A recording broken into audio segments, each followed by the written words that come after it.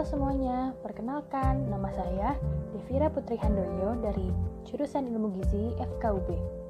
Saya dari kelas 4A2. Pada hari ini saya akan menjelaskan tentang analisa aflatoksin.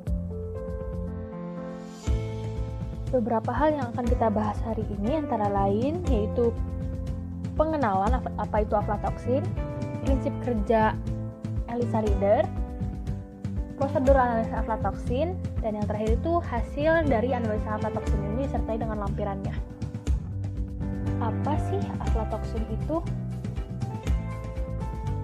Aflatoksin adalah mikotoksin yang dihasilkan oleh kapang Aspergillus flavus dan Aspergillus parasiticus. Aflatoksin ini bersifat karsinogenik dan dapat menyebabkan nekrosis akut, sirosis, dan karsinoma hati.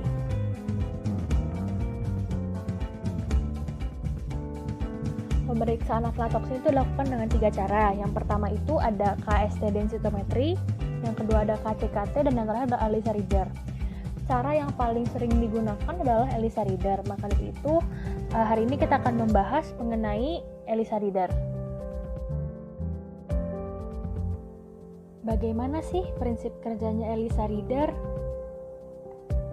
Prinsip dasar dari ELISA reader adalah analisis interaksi antara antigen dan antibodi yang teradsorpsi secara pasif pada permukaan padat dengan menggunakan konjugat antibodi atau antigen yang dilabel sebagai enzim. Nah, kita lanjut ke prosedur ekstraksi. Hancurkan bahan sampai dengan halus. Setelah itu, 20 gram sampel dimasukkan ke dalam Erlenmeyer 250 ml, ditambahkan 100 ml alkohol 70%. Lalu aduk campuran dengan magnetic stirrer. Setelah itu, saring sampel yang telah diaduk dengan kertas Westman. Sampel siap diuji. Sekarang kita masuk ke prosedur pemeriksaan. Hal yang harus dilakukan pertama kali dalam prosedur pemeriksaan adalah membiarkan reagen sebentar di suhu ruangan.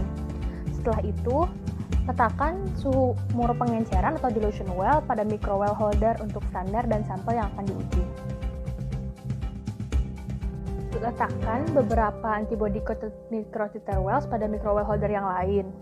Setelah itu, masukkan 200 mikroliter conjugate ke dalam tiap dilution well. Sebelum memasukkan ke dalam tiap well yang lain itu, jangan lupa untuk mengganti pipet. Lalu tambahkan 100 mikroliter standar dan sampel.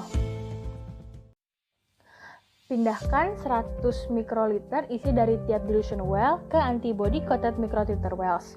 Dan jangan lupa ganti tip sebelum memindahkan dari well satu ke well yang lainnya.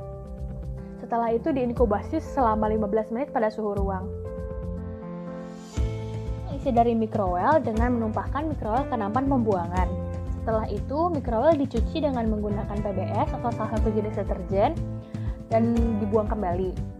Pencucian ini diulangi sebanyak 5 kali. Untuk serapan air pada microwell diserap dengan tisu dengan cara membalik microwell di atas tisu. Siapkan substrat reagen sesuai dengan kebutuhan pada tabung lain. Lalu tambahkan 100 mikroliter substrat reagen pada tiap microwell. Nah, setelah itu diinkubasi selama 5 menit. Proses inkubasi ini dilakukan dalam suhu ruang dan ruangan itu gelap. Siapkan stop solution sesuai dengan kebutuhan pada tabung lain.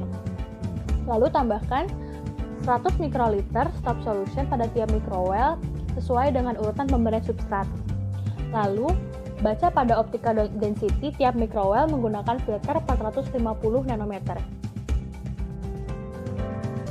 Selanjutnya akan dibahas adalah hasil dan lampiran dari pemeriksaan kadar aflatoksin dalam bahan pangan. Hasil akhir dari pemeriksaan kadar aflatoksin menggunakan metode ELISA reader ini adalah tabel-tabel yang berisi nilai absorbansi dari masing-masing well. Lalu dari hasil ini akan dibuat kurva standar yang nanti digunakan untuk mengetahui nilai akhir kadar aflatoksin. Berikut saya cantumkan beberapa foto terkait dengan pemeriksaan aflatoksin.